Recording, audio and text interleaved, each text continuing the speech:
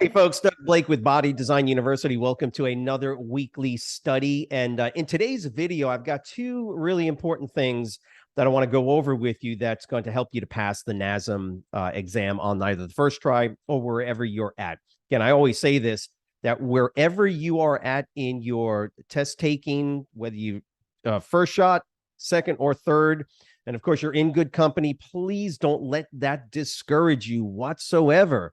Absolutely not. Remember, if you failed the first time, okay, well, it's probably just a studying issue. And that's kind of where I want to help you with today's video. I got these two things. First off, is that even though we break the chapters into whether they are low, moderate, or high priority, I want you to keep something in mind.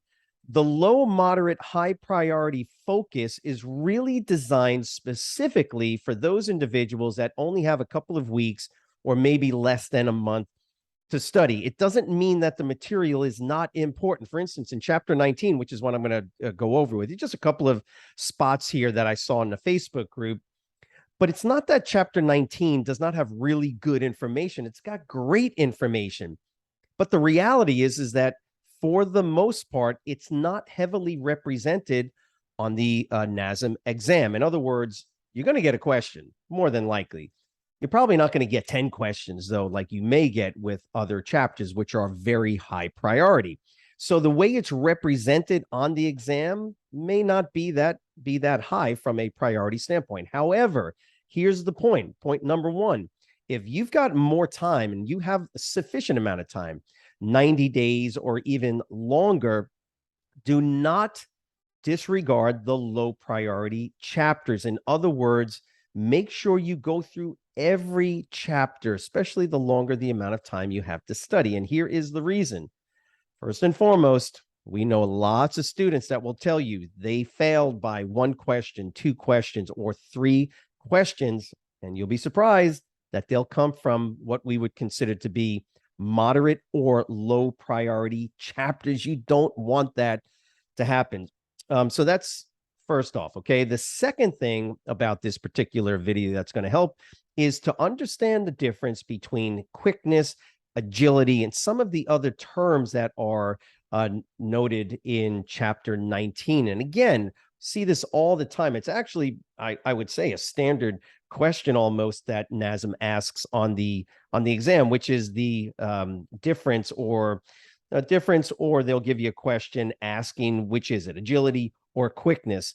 And quite often students are confused by this, and that's what I'm going to go over with you right now. Now, as you know, if you watch any of these videos, the goal here is to always have your study material in front of you. I tend to have lots of colored pens and pencils and markers that I use because I'm going to be drawing quite a bit, because that's just the way I learn. Okay, I've got a very visual learner. If you are, my goodness, don't just use a pen and pencil. Now, yes, in certain cases where it's just definitions, you need to write and rewrite so that it is just planted into your gray matter. But you can also use colored markers and pens or pencils.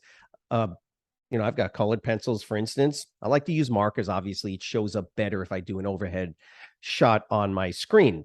But the point is that I can look at the material and I can draw it out. I can use these also as different fonts. And I'll give you an example. Let me switch the cameras for you, and I'll show you what I'm talking about. So here you go, right? So I've got my paper here. Now, look, you can always draw something. That you can draw it. You can do whatever is going to help you visually. But here's what I also recommend you do, and that's why I'm kind of going over this with you, is I could write, just as a for instance, you can see I'm going to write the definition. So I could write agility, right? I can write agility and then write the definition, okay? Or, that's great. I'm going to put that over here. Guess what else I can do? I can change the font, and then I can write agility in large letters. I know some of you are just, and then I would write the definition and I would write it over and over. I could take some time and maybe write the definition in a different font or a different color, something like that. So this gives you an idea, just as a for instance, how I will generally, and this is real world stuff, where I will generally, from a studying perspective, I I've always done this and I continue to do it. I'll just do different fonts. Why is that important? It's actually going to help your brain sort of make connections where you might not have thought it would make the connection. So you're going through chapter 19 and you want to understand the difference. And again, this was a student that posted this. What's the difference between agility? I think it was agility and quickness, right? You look and you go, well, if I'm agile, I'm quick moving from one side to the other. And that's not what NASM wants you to know. So what we call SAQ, right? Speed, agility, quickness in chapter 19, it can be very helpful because that could be the question that makes the difference between passing or failing. Normally, I'm just telling you 2 questions, sometimes 3. So chapter 19, now look, I have the book, but what I wanted to do is to go over this with you real quick with the online. So some of you have the book. See, there it is. And I'm in chapter 19. And I will tell you this, that if you look at your sidebar, it's going to be a little bit different than if you have the actual textbook. Okay. The formatting is different. They simply had to make it mobile compatible. So if you wanted to read on a phone, same information for the most part. So I'm just going to close this up and kind of go over this with you and tell you how to study this and how to memorize it. Now, look on your sidebar, speed, agility, and quickness. And what is the difference? Look, they give you the definitions, but again, just reading it might not be helpful. And I get that. So what is the difference? I want you to kind of get an idea of these 2 terms. Speed is just forward movement, one direction, as fast as possible. That should be pretty straightforward. They're not going to ask you a definition on the test. You know that. Okay. But what is agility versus quickness? Well, the ability to start, stop, and change direction. That's agility. Okay. Quickness is the same thing, but remember the terms body position with maximal rate of force change. So what is the difference between agility and quickness? Okay. Agility is the ability to start, stop, right? Decelerate, stabilize, change direction. Okay. But quickness is the ability to react and change body position. Okay. What is that? What does that mean? Agility simply means that I can accelerate, I can decelerate, I can change my direction in response to a signal or stimulus while maintaining postural control. Don't worry so much about that from a precision studying perspective. Quickness is the ability to react and change body position with what? Maximal rate of force production. Okay. And of course, yes, I get it. It is a little bit confusing. It's very wordy, but the critical difference here, when you see it on an exam question, is going to be the ability to start or stop, which is agility. Quickness, now listen, quickness simply assumes that the body is in motion. You hear what I said? Agility is the ability to start, which means I'm not moving. It can also mean stop, which means I'm moving. But one of the critical differences between agility and quickness is that agility means that you could be at a dead stop, and that's the ability to start or to accelerate. Okay, whereas quickness assumes the body is already in motion, and now you're simply reacting, changing your body position with maximal rate of force production. And so I think one of the students had actually posted that for the most part, if you think about a football player, these are classic examples. It was a really good explanation. The difference, for the most part, you can imagine a wide receiver, right? A wide receiver right at the line of scrimmage. As soon as the ball is snapped, what would that be? Agility or quickness? Okay, they're at a dead stop. Right off the bat, you know it's agility. Why? Because it's the ability to start, or the ability to accelerate, or the ability to stop. Now, don't get me wrong. In the real world, that wide receiver is also needs to be quick, right? So quickness is a part of what his skill set is going to be. I hope that makes sense. But when you see something if you see a question on a test that speaks to, I don't know, a client is doing some sort of exercise movement, calisthenics or running or something, and they are able to slow themselves down quickly, decelerate.